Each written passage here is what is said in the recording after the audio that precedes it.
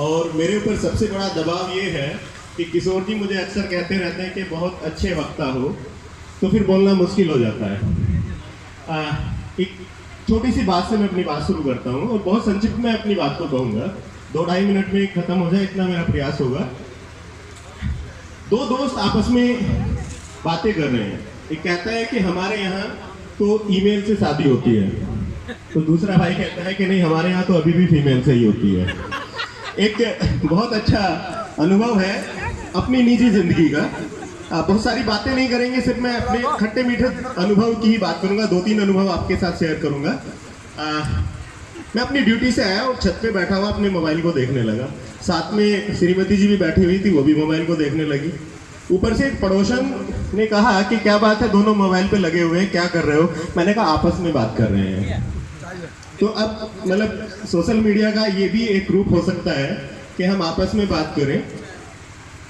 एक बहुत बड़ी घटना घटी मेरे जीवन में फेसबुक को लेके, मैं वो आपके सामने शेयर करता हूँ। मेरे इनबॉक्स में एक मैसेज आया, एक फ़ोन नंबर दिया और उसमें इतना गलत शब्द लिखा हुआ था, उसमें सीधे सीधे लिखा हुआ था कॉन्टैक्ट फॉर सेक्स। मैं बड़ा परेशान हुआ। मैंने कहा ये कौन बदतमीज़ है। मैंने उसको कहा कि तुम क्या कह रहे हो, क्या लिख रहे हो, तुम्हें पता है मेरा स्तर क्या है? तो बहुत सारी बातें हुई और उसके बाद नतीजा ये हुआ कि मुझे दरियागंज दिल्ली से जो क्राइम ब्रांच है वहाँ से फ़ोन आया कि आपको क्राइम ब्रांच में आना पड़ेगा। मैंने कहा क्या हुआ? बोला कोई सोशल मीडिया का इशू है और आप में उसमें विक्टिम है। तो मैंने कहा यार ये क्या हुआ? तो मैं वहाँ गया, जाके पता चला कि वो पूरा एक रैकेट था जो किसी भी, मैंने कोई एक टीचर थी उसका फ़ोन नंबर उन्होंने लिया और सोशल मीडिया पे वायरल किया। मैंने किया क्या था कि मैंने वो नंबर, वो सारा पूरा एक स्क्रीनशॉट लेके अपनी फेसबुक की वॉल पे डाला, टाइमलाइन पे डाला और कहा कि ऐसे लोगों से सावधान रहिए।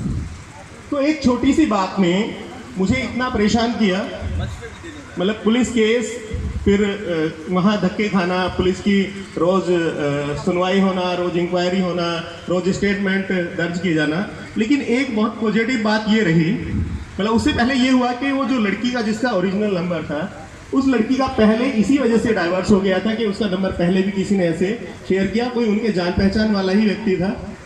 उसके बाद मैंने पुलिस वालों को कोऑपरेट किया और वो पूरा रैकेट पकड़ा गया। उन्होंने आईपी एड्रेस को ट्रेस किया, उनका एड्रेस पता चला।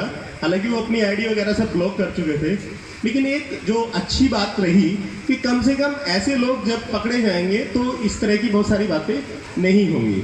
लगभग 18-19 साल से मैं फेसबुक जैसी और साइट से जुड़ा रहा हूँ, क्योंकि फेसबुक तो बहुत बाद में आया। उससे पहले गूगल पे बात हुआ करती थी, उससे पहले एक और कोई ऐसा ये था मैसेंजर था, उस पर बात हुआ करती थी।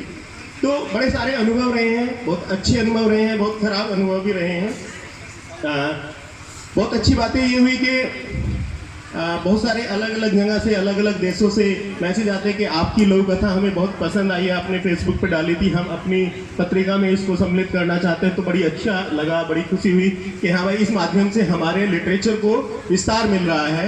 मैंने सोशल मीडिया के साथ साथ वो चीज़ें प्रिंट मीडिया में पब्लिश हो रही हैं। अब जिस भूमि पर मैं खड़ा हुआ हूँ जनकपुर में, यहाँ के एक बहुत बड़े साहित्यकार हैं राजेंद्र विमल जी। वो अभी इस प्रोग्राम में कुछ वजह हो सकती है नहीं होंगे।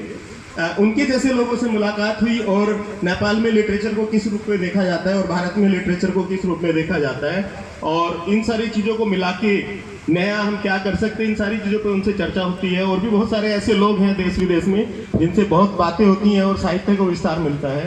तो हमारी कोशिश ये हो कि अगर कोई गलत काम करने की कोशिश करता है तो हम उसको छोड़े नहीं, उस बात को वहीं नहीं रोकें।